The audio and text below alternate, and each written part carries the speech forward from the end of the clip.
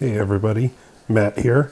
So what I'm doing is I'm reissuing the original review I did for Discovering Bigfoot that I did back in December. So it's been almost 3 months since I did the review, and a lot of new information and things have come out, a lot of drama. And what happened was I got a video strike and a copyright warning, and a video got taken down, and I fought it and won, but Todd Standing's production company said that they were going to threaten me with a lawsuit if I didn't remove it. And part of it was pending from what they refer to as the devil Bigfoot. It's this picture, this image they have, a video of a black-faced Bigfoot that they got reportedly. And the fact that I used that, they said that that was violation of copyright. So here's the original review that I did of Todd Standing's Discovering Bigfoot.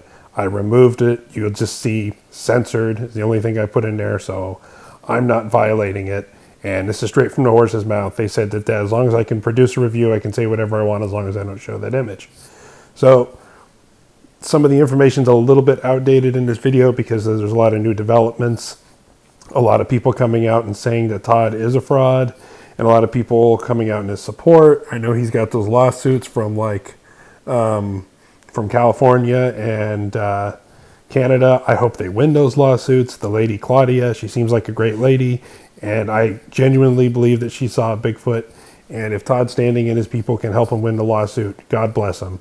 But as far as some of the photo evidence he presents, I'm still not convinced. There's even been unverified reports that other people have found non-disclosure agreements from people who are actors in his Discovering Bigfoot. That may or may not be true. I don't know. But I still remain unconvinced. But for people that wanted to see it and see what all the hubbub was, I'm going to re-release this. So here you go. Thank you very much.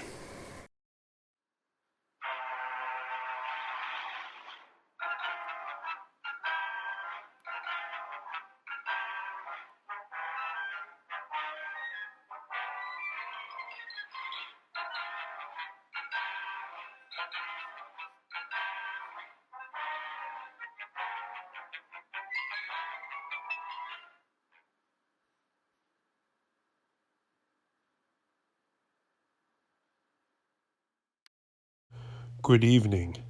Today I would like to talk to you about the documentary Discovering Bigfoot by Todd Standing. A few people have asked me about it because it comes up on Netflix pretty prominently, and a few people who are casually into Bigfoot and family members have asked me about my opinion. I told them it's very mixed.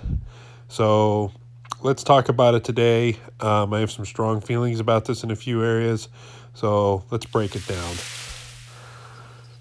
First off, the good part of the documentary is the stick structures are very good. He documents them very well. Logs that he couldn't have moved or anybody couldn't have hoaxed in the middle of the woods. These are very good documentation. Him placing apples on them and disappearing. Also, he finds some very good footprint evidence in the documentary. I found it very convincing. He was putting his foot next to it and having Dr. Meldrum and Dr. Bendernagel press down on it and getting their opinions. And so he found some very good stick and footprint evidence. Speaking of Dr. Meldrum and Dr. Bendernagel, it was good to see them. They're pretty much two of the top minds in Bigfoot.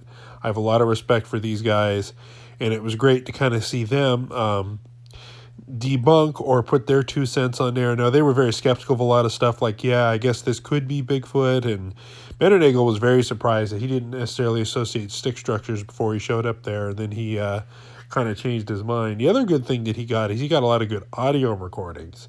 He got a lot of good stuff at night, and also some good video footage of them taking apples, although it's pretty ambiguous.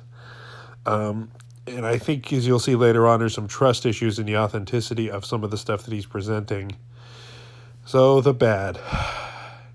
He presents these pictures that, out of all the hundreds of descriptions of Bigfoot I've heard, I've never heard him described the way that he's presenting these pictures as authentic.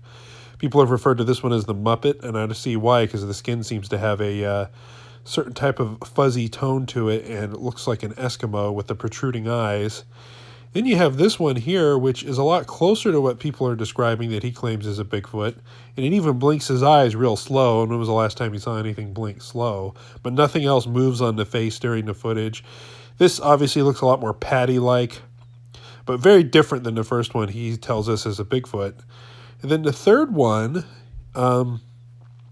he tells us that this guy, the ugly here, doesn't look anything like the first two, and the second one doesn't look anything like the first one. If he's supposed to be in some area that has a lot of Bigfoots, don't you think they'd all kind of look the same, maybe a little bit different, but they'll look completely different? And part of the problem I have is from watching a lot of films is you look at the space between the nose and the lower lip on Bigfoots isn't anything like a human being, but on a lot of these so-called pictures of what he calls a Bigfoot, they're very normal human proportions.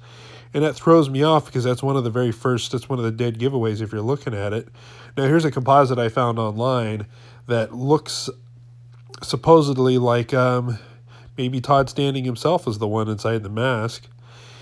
He never shows a lot of different variations. It's always kind of obstructed. He doesn't get a full body shot, which, I suppose is understandable. Maybe I'm wrong and he is telling the truth, but this was another composite somebody else said. The one on the right is from a movie, and the one on the left is his picture of what he filmed uphill through a crevice. Now, I don't think it looks that much like the mask on the right. If you look at the scarring on the forehead, it looks like that silicone elastic stuff you used to put on your face to make like zombie makeup. I remember using it when I was a teenager for haunted houses, and then it just looks like black shoe polish on a guy's face, and it doesn't look anything like the other two, which is kind of the big thing. Is it seems like over the years, his version of what he thinks a Bigfoot is, he goes from kind of this Eskimo-looking Muppet face, and then I think it's a variation of the same mask with lighter features, but I've never seen any primate really with a flat face that has these kind of protruding eyes that don't blink, or they're just there with no pupil. And then he kind of gets into this more patty-looking face that has more sunken eyes and is closer, but the proportions are very human-like. And then you got this one again, like I was saying, it just doesn't make any sense. This looks too much like a makeup job on a human face to me. So, in conclusion, for me personally, if somebody out there has good evidence, good solid stuff, they're in an active area, they're having apples stolen, they're recording it, they're having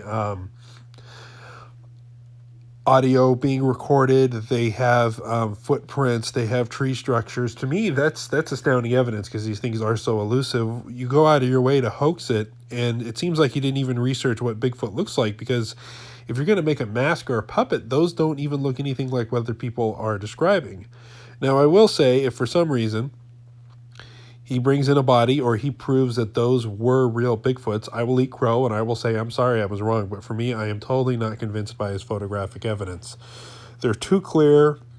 The only one you see is the furry-looking one that looks more like Patty.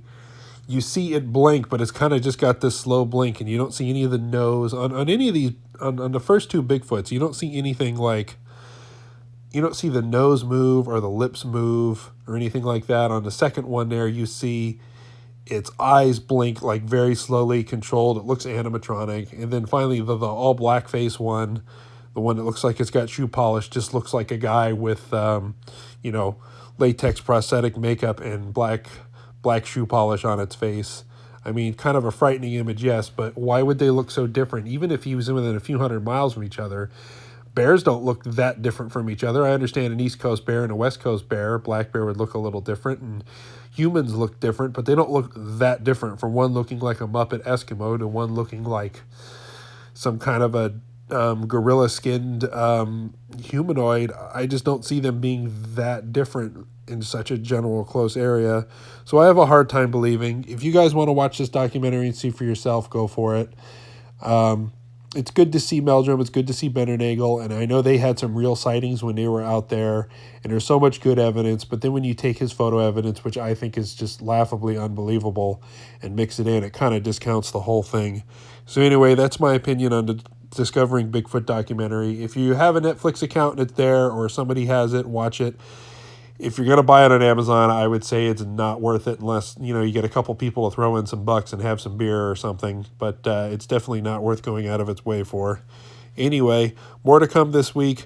please like and subscribe. Hope you guys had a good Christmas, and New Year's a few days away, so hope you guys have a good New Year's. I'll talk to you later. Bye.